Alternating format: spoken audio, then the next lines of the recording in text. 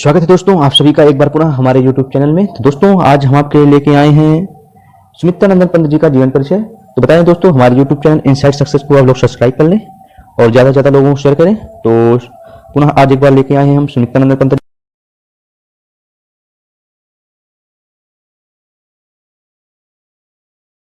सुमित्रानंदन पंत जी का जीवन परिचय। तो सुमित्रानंदन पंत जी का जो जीवन काल था वो 20 मई 1900 ईस्वी से 28 दिसंबर 1977 ईस्वी तक था। तो 20 मई 1900 ईस्वी में इनका जन्म हुआ था और 28 दिसंबर 1977 ईस्वी में मृत्यु हो गई थी। और जन्म स्थल इनका ग्राम कसौनी उत्तराखंड है। मृत्यु स्थल जो है इलाहाबाद में है। आगे इनके अन्य नाम जो हैं तो गुसाई दत्त, रामानुज, और दर्शन जो है इनका अरविंद दर्शन। इनको कई उपाधियां मिली इनको, जैसे प्रकृति के सुकुमार कवि कहे जाते हैं। बहुत ही इंपॉर्टेंट है ये, आप लोग देख लें। प्रकृति के सुकुमार कवि किसे कहा जाता है? सुमित्रानंदन पंत जी को कहा जाता है। छायावाद के प्रतिनिधि कवि किसे कहा जाता है? छायावाद के प्रतिनिधि कवि किसने कहा है? आचार्य रामचंद्र शुक्ल जी ने कहा है। छायावाद के प्रवर्तक किसने कहा है? नंदलाल वाजपेयी जी ने कहा है। छायावाद का विष्णु किसने कहा है? कृष्णदेव झारी ने कहा है। संवेदनशील इंद्रिय बोध का कवि मूल नाम गोसाई दत्त। तो छायावाद के प्रतिनिधि कवि किसने कहा है? सुमित्रानंदन पंत जी को आचार्य रामचंद्र शुक्ल ने कहा है। छायावाद के प्रवर्तक किसने कहा है? नंदलाल वाजपेयी जी ने कहा है। छायावाद का विष्णु किसने कहा है? कृष्णदेव झारी ने कहा है। और संवेदनशील इंद्रिय बोध का कवि मूल नाम गोसाई दत्त। आगे है उपनाम इनके कई हैं, जैसे कि शब्द शिल्पी, छायावाद का विष्णु, प्रकृति का सुकुमार कवि, नारी मुक्ति का प्रबल समर्थक कवि, इनके उपनाम माने जाते हैं। नंदुलारे वाजपेयी पंत को नंदुलारे वाजपेयी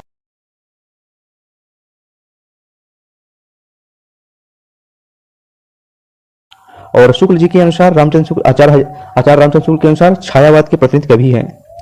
प्रथम रचना इनकी कौन सी है? गिरजे का घंटा। कब है? 1916 ईस्वी में, देख लें। और अंतिम रचना कौन है? लोकयतन, 1964 ईस्वी में। तो प्रथम रचना कौन हो जाएगी सुमित्रानंद पंत जी की? 1916 ईस्वी, गिरजे का घंटा। और अंतिम रचना कौन सी हो जाएगी? लोकयतन, 1964 ईस्वी। और प्रथम छायावादी रचना उच्छ्वास है। जो इनकी प्रथम छायावादी रचना कौन सी है? उच्छ्वास है। और अंतिम छायावादी रचना कौन सी है? गुंजन है। छायावादी का अंत और प्रगतिवाद के उदय वाली रचना कौन सी है? युगांत है, बहुत ही इंपॉर्टेंट है। और गांधी और मार्क्स से प्रभावित रचना कौन सी है?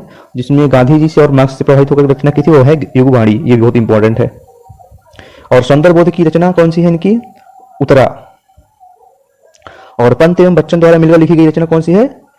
पंत जी और बच्चन द्वारा मिलकर लिखी कविता कौन सी है? खादी के फूल। और छायावाद का मैनिफेस्टो घोषणा पत्र, तो छायावाद का मैनिफेस्टो घोषणा पत्र किसे है? पल्लव को, इनकी रचना है। और प्रकृति का चित्रशाला पल्लव। चितंबरा काव्य पर ज्ञानपीठ पुरस्कार 1968 हिंदी साहित्य का प्रथम ज्ञानपीठ पुरस्कार मिला। तो जो इनकी चितंबरा काव्य रचना है उसमें ज्ञानपीठ पुरस्कार मिला, कब मिला? 1968 ईस्वी में मिला। हिंदी साहित्य का प्रथम ज्ञानपीठ पुरस्कार मिला इनको, याद रखेंगे। चिदंबरा पर इनको ज्ञानपीठ पुरस्कार मिला। और कला और बूढ़ा चांद साहित्य अकादमी पुरस्कार मिला। कला और बूढ़ा चांद में इनको साहित्य अकादमी पुरस्कार कब मिला? 1960 ईस्वी में, देखेंगे, ध्यान रखेंगे, नोट कर लें।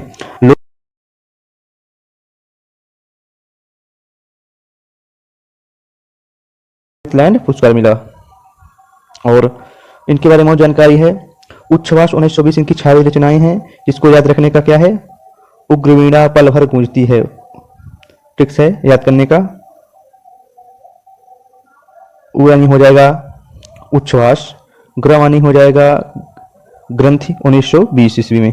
तो ग्रंथि कब लिखी गई? 1920 ईस्वी में लिख जाएगी। और वी यानी हो जाएगा बीड़ा 1927 ईस्वी। पानी हो जाएगा पल्लव 1928 ईस्वी। और गुंजन हो जाएगा 1932 ईस्वी।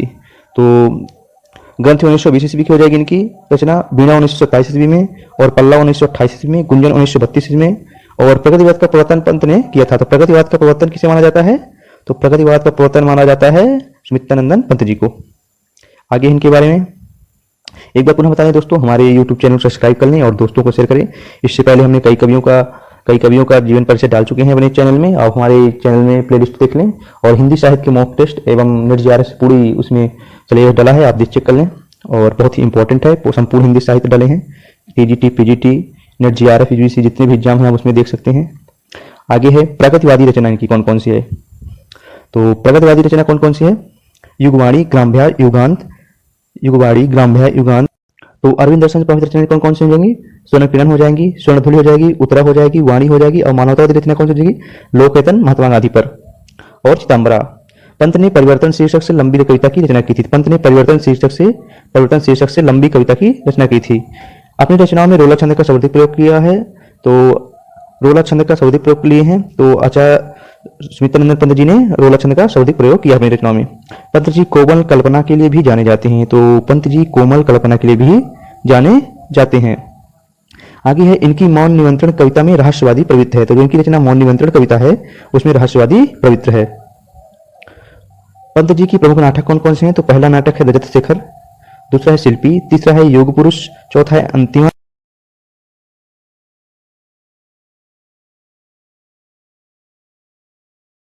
पंत जी द्वारा लिखित कहानी पानवाला। और कुछ प्रमुख आलोचना ग्रंथ कौन कौन से? गद्य पद शिल्प और दर्शन, और छायावाद, पुनः मूल्यांकन, पल्लव की भूमिका। पंत की आत्मकथा कौन सी? 60 वर्ष एक रेखांकन। बहुत इंपॉर्टेंट है, इसको देख लें, इंपॉर्टेंट भी वाला है। तो पंत की आत्मकथा कौन है? 60 वर्ष एक रेखांकन। शांति जोशी ने इनकी जीवनी लिखी। सुमित्रानंद पंत जीवन और साहित्य। शांति जोशी ने इनकी जीवनी लिखी है, सुमित्रानंद पंत जीवनी और साहित्य नाम से। सुमित्रानंद पंत के बारे में इनका पहला काव्य संग्रह वीणा है जो पल्लव के एक साल बाद 1927 में छपी। तो इनकी काव्य संग्रह कौन सी है? वीणा है। ग्रंथ का काल केवल 20, ग्रंथ का लेखन काल 20 है, प्रकाशन 1929। तो इनका जो ग्रंथ रचना है वो 1920 ईस्वी में लिखी गई और प्रकाशन कब हुई? 1929 ईस्वी में हुई। पल्लव 1926 ईस्वी में, गुंजन 1932 ईस्वी में, और युगांत 1936 में प्रकाशित हुए। युगांत के साथ ही पंत के काव्य विकास का एक कालखंड समाप्त हो जाता है, पर इस कालखंड में भी पल्लव के समापन के साथ एक परिवर्तन आता है। वीणा की रचनाओं के तार पूरी तरह झांकृत नहीं हुए हैं। ग्रंथ पुरानी परिपाटी की एक प्रेम कथा है, किंतु पल्लव में उसका कवि मराल मुखर हो उठता है। पल्लव की आखिरी कविता छायाकाल है। इसमें स्वयं उन्होंने अपने तत्कालीन काव्य की समीक्षा कर दी है। छायाकाल में इस काल का स्वस्ति पाठ है, उसे आशीष देकर कवि विदा होता है। उसके प्रति कल्याण कामना इसलिए भी व्यक्त करता है कि उससे बहुत कुछ मिला है। छायाकाल में पल्लव की अनेक रचनाओं का स्मरण किया गया है। छाया, स्वप्न, उच्छ्वास, आंसू, मधुमास, बादल, नक्षत्र,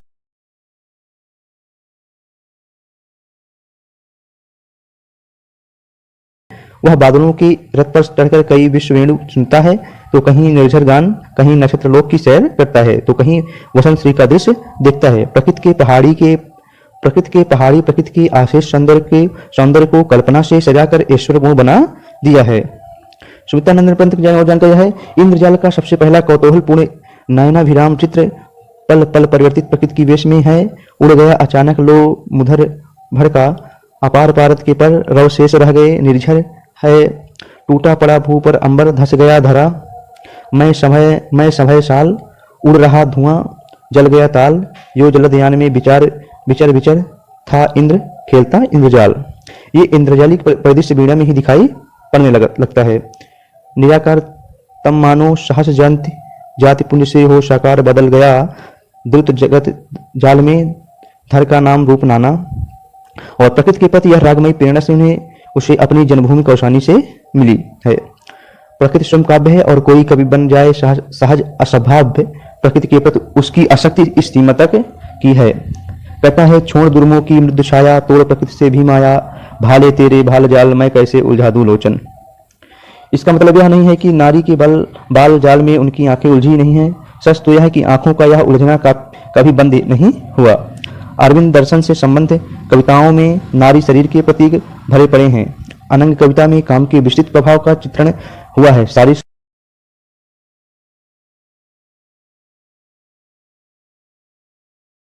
करता है, बाल युवतियों के नयन विस्फारित हो जाते हैं। बाल युवती तान कान तक चल चितवन की बदनार, देव तुम्हारा स्वागत करती खोल सतत उत्सुक द्वार। परिवर्तन इस संग्रह की सबसे अधिक महत्वपूर्ण रचना है। जो परिवर्तन की रचना है वो सबसे महत्वपूर्ण रचना है। काव्य वस्तु तथा संरचना में शायद पंत की सबसे अधिक जटिल और ग्रंथ रचना है। रसाल और निराला में जो अंतः संघर्ष दिखाई पड़ता है वह पंत की परिवर्तन कविता में है। तो जो उनकी रचना परिवर्तन है कविता, उसमें पंत और प्रसाद जयशंकर प्रसाद और निराला जी को अलग करती है। इनके पंत जटिल संरचना के कवि नहीं, किंतु जीवन की सकुलता और परिवर्तन की द्वंद्वात्मकता के ने इसकी रूप विधान को जटिल और प्रभावशाली बना दिया है।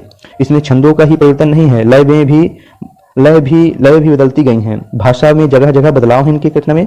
परिवर्तन कवि की मानसिकता का भी परिवर्तन है। जो इनकी परिवर्तन रचना है वो कवि की मानसिकता का भी परिवर्तन माना जाता है। इसमें कहीं सरल गीतात्मक पंक्तियां हैं जिनमें बचपन, जरा, संयोग, वियोग, जन्म, मरण, उपवन, विजन आदि विरोधी स्थितियों द्वारा परिवर्तन की वर्णित है। तो ये सब इनके जो इनकी रचना, जो इनकी कविता है उसके बारे में बताया गया है। कहीं संस्कृत, इनकी जो भाषा है उसके बारे में बता रहे हैं। कहीं संस्कृत की तत्सम शब्दावली के परिवर्तन का भयंकर रूपाकार चित्रित है। शत शत फेना श्वसित स्फीत फुतकार भयंकर आए, एक रोमांच तुम्हारा दिग्भु कफन दिक पंजर में बद्ध, गजा दीपशा वितनान वताहत तो हो गागन, आर्त करत गुरु गर्जन।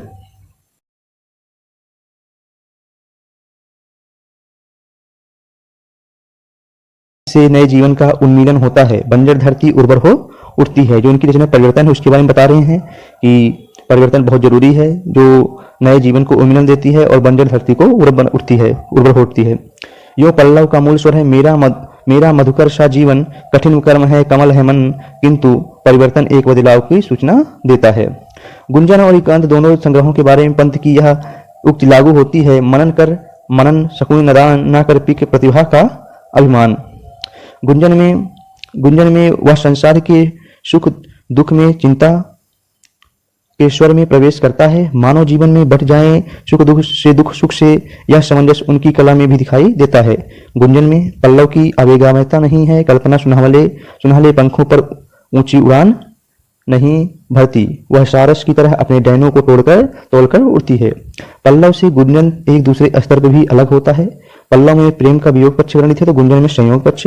भावी पत्नी के प्रति बंधुवन, आज रहने दो गृह काज, ऐसी ही रचनाएं हैं। प्रकृति के इंद्रजालिक चित्रण के स्थान पर उनकी रेखाओं में स्पष्टता, रंगों में वैविध्य और समापन में दार्शनिकता का पुट आ गया है। चांदनी अप्सरा को एक हद तक पल्लव परंपरा में रखा जा सकता है, पर उनमें पल्लव की दृश्यमानता नहीं है। संध्या तारा और नौका विहार अनुभूति, कल्पना और शिल्प की तलाश कर अद्भुत सम्मिश्रण है। भावी पत्नी के प्रति संध्या तारा और नौका विहार इस संग्रह की श्रेष्ठ रचनाएं हैं। तो उनकी भावी पत्नी के प्रति संध्या तारा, नौका विहार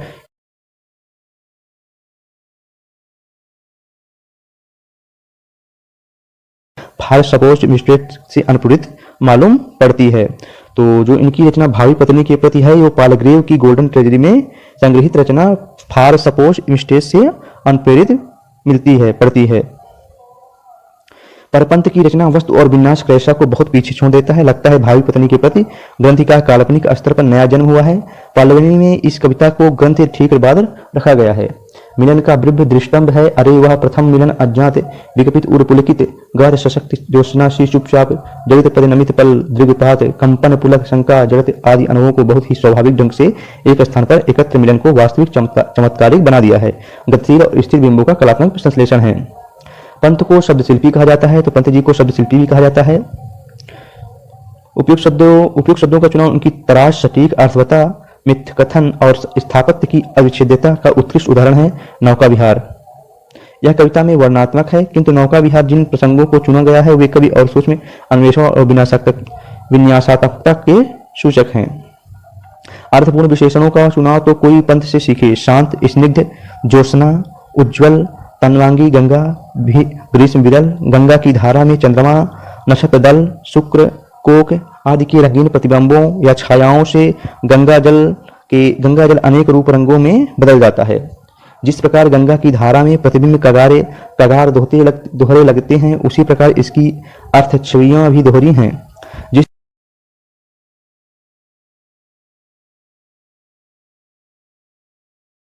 है इस धाराशाही जग का क्रम, श्वास इस जग का उद्गम, बीच बीच में यह दर्शन प्रतिध्वनि होता चलता है। विस्फारित नयनों से निश्चल कुछ खोज रहे चल तारक दल, ज्योतित कर जल का अंत स्थल, जिनके लघु दीपों को चंचल अंचल की ओट की अविरल फिरती लहरें लुक छिप पल पल, संध्या तारा आधी कविता आधा दर्जन पत्रों के अनंत आधारों पर सो गया निखिल वन का मरमत, जो वाणी के तारों में स्वर अविरत इच्छा में ही नर्तन करते आवाज रवि सस्य उर्गन। युगांत छायावाद युग के जो युगांत रचना छायावाद युग के अंत का घोषणा पत्र है।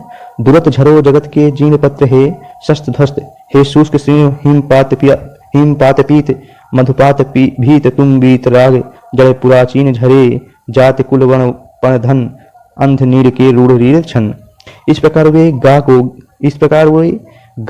कोकिल वर्षा पावक कण नष्ट भ्रष्ट हो जीर्ण पुरातन, लेकिन अल्मोड़े का वसंत आया नहीं कि कभी इंद्रजालिक हो उठा। लोचित सलभसी पंख खोल उड़ने को कुसुमित घाटी यह है। अल्मोड़े का वसंत खिल पड़ी निखिल पर्वत पाटी। बदली हुई मनोवृत्तियों के फलस्वरूप उसकी जिन दो कविताओं का उल्लेख किया जाता है वे हैं ताज और बापू के प्रति ताज। को मित्र को अपार्थिव पूजन, आत्मा का अवमान और मरण का वर्ण कहते हैं। ऐसा कुछ प्रतिक्रिया में कहा जा सकता है। अन्यथा ताज का अपना एक सौंदर्यमूलक पक्ष है। आश्चर्य है कि सौंदर्य के कवि पंत को ताज में यह दिखाई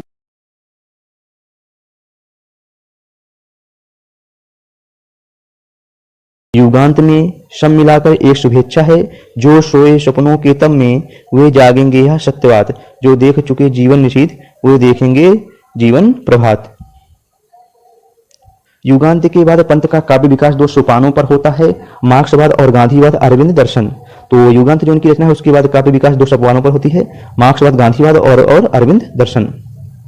पहले सोपान युगवाणी गांभ्य पर ही उसके कलात्मक हास्य लक्षण दिखाई पड़ने लगते हैं, विचारों का प्रधान हो उठता है। तो जो उनकी सोपान युगवाणी ग्राभ्य रचना है उसमें मार्क्सवादी और गांधीवादी का लक्षण दिखाई देने लगता है।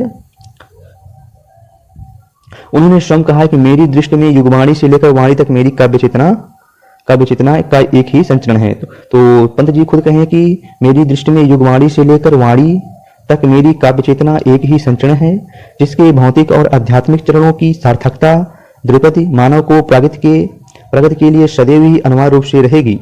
भौतिकता और आध्यात्मिकता का समन्वय उसे साम्यवाद और गांधीवाद के समन्वय में मिलता है। मनुष्य का तत्व सिखाता निश्चित हमको गांधीवाद में है। सामूहिक जीवन विकास की साम्य योजना है अविवाद। उनका कहना है कि आज राजनीति उतनी महत्वपूर्ण नहीं जितनी सांस्कृतिक समस्या है। तो पंत जी कहते हैं कि आज राजनीति उतनी महत्वपूर्ण नहीं है जितनी सांस्कृतिक समस्या है। इस सांस्कृतिक समस्या को हल खोजने की दिशा में ही उन्होंने परवर्ती काव्यों की रचना की। समय आ गया है कि पंत के सुझावों के आलोक में मार्क्सवाद पर विचार करते हुए गांधीवाद पर भी विचार किया जाए।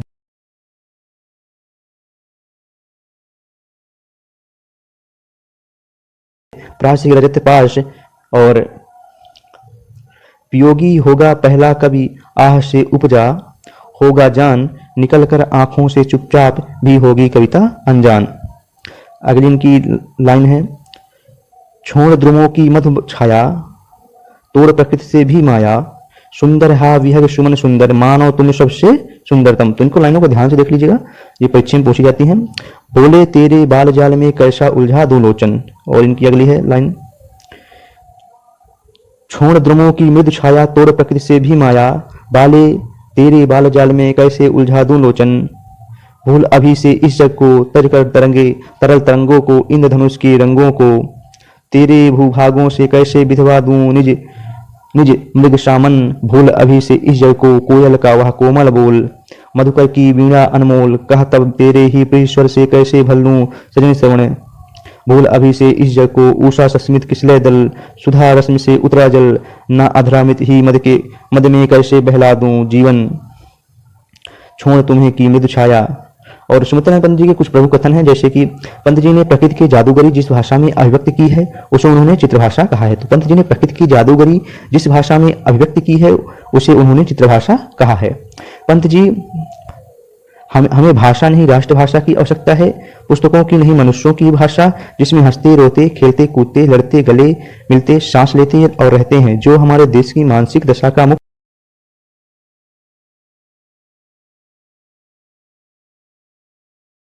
यदि छायावाद के नाम से एक वाद न चल गया होता तो पंत जी स्वच्छंदता के शुद्ध स्वाभाविक मार्ग ट्रू रोमांटिसिज्म पर ही चलते। अगला रामचंद्र कहते हैं इनके बारे में, पंत जी ही रहस्य भावना स्वाभाविक है, सांप्रदायिक डागोमेटिक नहीं। तो रामचंद्र जी कहते हैं पंत जी ही रहस्य भावना स्वाभाविक है, सांप्रदायिक डागोमेटिक नहीं है।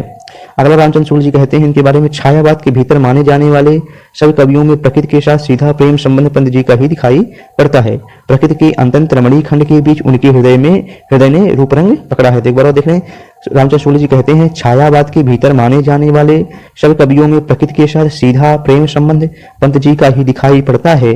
प्रकृति के अंदर रमणीय खंड के बीच उनके हृदय ने रूप रंग पकड़ा है। तो रामचंद्र शुक्ल जी बोलते हैं उनके बारे में। अगला कथन रामचंद्र शुक्ल कहते हैं, कलावाद के प्रभाव से जिसे सौंदर्यवाद का चलन यूरोप के काव्य क्षेत्र के भीतर हुआ, उसका पंत जी पर बुरा प्रभाव रहा है। डॉक्टर नागेंद्र कहते हैं, पंत की शानदार भावना और कल्पना का प्रसार प्रकृति और जीवन के सुकुमार रूपों की ओर अधिक रहा है। तो किनका कथन है? डॉक्टर नागेंद्र कहते हैं पंत जी के बारे में। अगला पंत जी बोलते हैं, मैं कल्पना के सत्य को सबसे बड़ा सत्य मानता हूँ। मेरी कल्पना को जिन जिन विचारधाराओं से प्रेरणा मिली है, उन सबको समीकरण करने की मैंने चेष्टा की है। तो ये लाइन ध्यान रखें। सुमित्रानंद पंत जी कहते हैं, पंत जी और कहते हैं, लेखक की कृतियों में विचार साम्य के बदले उसके मानसिक विकास की दिशा से को अधिक महत्व देना चाहिए, क्योंकि लेखक एक सजीव अस्तित्व।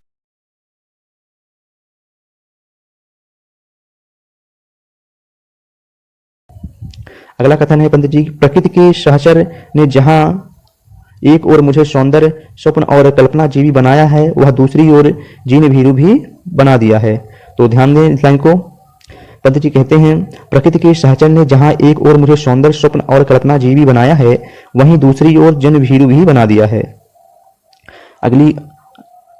अगला लाइन यहीं बस खत्म होता है इनका जीवन परिचय। दोस्तों ध्यान दें, देख लें एक बार इनका, पुनः अच्छी तरह देख लें, बहुत ही इंपॉर्टेंट है इनके बारे में। लगभग लाइन कथन जो रचनाएं इनकी हैं वो सब इन्होंने बताया है हमने। तो आप देख लें, और कवियों का जानने के लिए हमारे YouTube के प्लेलिस्ट में जाएं और PDF प्राप्त करने के लिए टेलीग्राम चैनल ज्वाइन करें और वहां से PDF प्राप्त करें। हिंदी साहित्य की मॉक टेस्ट और हिंदी साहित्य का इतिहास, संपूर्ण हिंदी साहित्य का इतिहास, काव्य शास्त्र, पश्चात शास्त्र, सब कुछ हमने वीडियो के माध्यम से डाला है, आप लोग देख सकते हैं। बहुत ही जरूरी इंपॉर्टेंट फैक्ट डाले हैं, देख लीजिए। धन्यवाद। तो चैनल को सब्सक्राइब कर लें और दोस्तों को शेयर करें। धन्यवाद।